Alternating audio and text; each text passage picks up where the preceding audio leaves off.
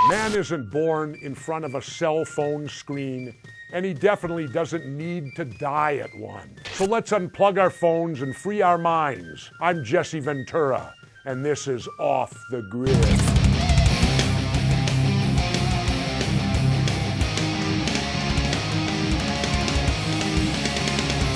Six months a year, I live in the middle of nowhere. No cell phones, no internet, no bullshit. Today's Off the Grid segment, the Ventura Declaration, will get to the root of why I need to get away from it all to remain sane and a productive American citizen. Let's go to the Off the Grid Command Center, where my vigilant producer, Alex Logan, has our story. Alex? Hey, Governor. All right. Well, I'm just going to have to ask you, why do you live off the grid, Governor? I live off the grid because it provides me with a feeling of freedom. Where I live, there's an hour from a paved road. It's an hour from any electricity of any sort. So I have to provide that for myself, and I do it through the sun. It gives me warmth, grows my food, gives me light, and most of all, it comes up every morning, which gives it great credibility. And I don't have a phone at all. In fact, I've never owned a cell phone, even in the United States of America. And that's one thing that's now become an obsession with me. I want to go to my grave to where I can put on my gravestone, he never owned a cell phone, because I haven't. At this point in my life, nothing's that important. Nothing needs to get done so quickly that I have to carry something in my back pocket that allows the NSA to know right where I'm at. Because always remember this, if you've got a cell phone, the NSA can talk to you whenever they want. I know that you also drive everywhere as well. Why do you refuse to fly? I refuse to fly because I have metal in my body and I don't want to deal with the Gestapo at the airport, Homeland Security. I'm an honorably discharged Navy veteran. I've been a mayor, I've been a governor, I've been flying virtually my entire adult life for my jobs. And yet I'm treated at airports like I'm a criminal because I happen to have metal in my body. I can't help it. If I didn't have the metal in my body, I couldn't walk. Janet Napolitano, head of Homeland Security, she said, if you don't like it, don't fly. Well, Janet, I don't like it, so now I don't fly. So I drive 3,000 miles every year to get down here off the grid. It's a 5 or 6 day trip. And the real key to it is when you're off the grid, the only thing about life you're aware of is what you see. Think how refreshing that could be. Think about it. What's next, Alex? The European Union is in support of your views of the body scanners, the X-ray body scanners in airports. They have prohibited using them because the ionizing is shown to damage DNA and cause cancer. That's from the ProPublica. So not only is it such an invasion of your privacy, it might be harmful to your health. You can't tell me, Alex, that like in the days when I was flying 3 or 4 times a week, you're going to tell me that if you do that for 6 months to 12 months, getting x-rayed 3 to 4 times a week isn't going to have some adverse effect on you? And of course, then they'll give you plausible denial. We didn't know about it, wasn't us. And what right do they really have to do that? You know, yeah, they're keeping you safe, but always remember what Ben Franklin said. For those that will give up their liberty for security shall have and deserve neither. Because the only way they can make you safe is to take away your freedoms. And that's what they've done at airports today. And my court case was a great example of it. Because the judge threw it out and said she didn't have jurisdiction. Now I sued under the Fourth Amendment. How can a federal judge not have jurisdiction over amendment to the Constitution Bill of Rights question? Now, what people need to understand clearly is this. When you go to any airport in the United States of America, you are not protected by the Constitution or the Bill of Rights. And I ask you, where in the Constitution or Bill of Rights does it say you can have places like that? I don't believe that it does.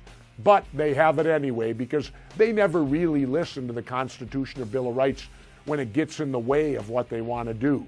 So people be aware of that. They can do anything they want to you at an airport, and there's no place you can go to seek redress. I tried. In fact, the judge in my case at one point, she said, Governor, can you cite a time where you were abused at the airport? My attorney stepped in and said, no, the governor can't do that. You know why? Because you're not allowed to know the rules. Those also fall under national security. Now, how can we obey the rules when they won't even tell us what the rules are? The rules can be broken at any time because you don't know what they can or can't do to you. That's why I live off the grid. I do it because it makes life much more simpler. And the other thing I've noticed, I'm bald on top, normally completely, but all of a sudden I've got hair growing right here. I'm reversing the aging process, just living off the grid. Could I be getting younger every day? I know I'm getting better looking. We'll leave it at that, Alex. We need to bring up Obama recently addressed concerns that the United States may be spying on ordinary people. He stated, "The United States is not spying on ordinary people who don't threaten our national security. Unless there is a compelling national security purpose, we will not monitor communications of heads of state and government of our close friends and allies." Does anyone really believe that they're not going to look at anything and everything? How do they manage to separate it all? If they're going to watch you and they're going to intercept your emails and everything that you do and your cell phone calls, that in itself is a violation of the Fourth Amendment of the Constitution. It says reasonable, it's not reasonable. It's not reasonable to believe every United States citizen's a potential terrorist. And the bigger point is this: we're the boss, or we're supposed to be, we the people. Name me one industry where the employee, which is the government, is allowed to monitor the employer, which is us, the boss. Tell me where the underling gets to watch the boss. We've forgotten the fact that we're in charge. And we've forgotten the fact that it's going to take people, and I guess that's what I'm doing. Standing up and saying enough of this bullshit. Enough of this so-called national security. I'm not a terrorist, and neither are any of the other good citizens of the United States of America.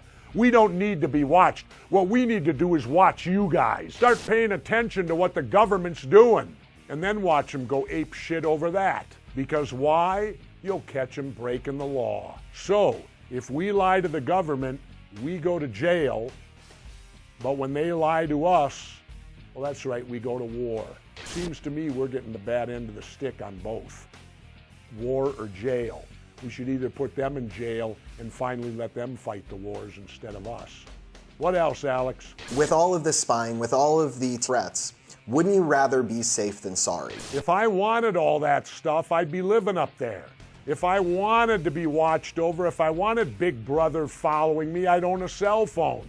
I'd keep my North Star on my pickup truck, which I also disable immediately. Call me paranoid, but all this new technology to me should be avoided at all costs. That's why I live off the grid. Well, Governor, if you ever do decide to buy a cell phone, they actually just are releasing in February a black phone. It is a NSA-proof phone, and it is coming from the Silent Circle company. It's an encrypted communications service. And it is supposedly going to put privacy and control directly in the hands of its users. That's from the Huffington Post article. I'll believe that when I see it in operation for about a year. That's it for this Ventura declaration of living off the grid, a subject I know we'll revisit in weeks to come. Don't forget to email me, call me, tweet me, and I'll answer all your questions on the air. And remember, stay vigilant.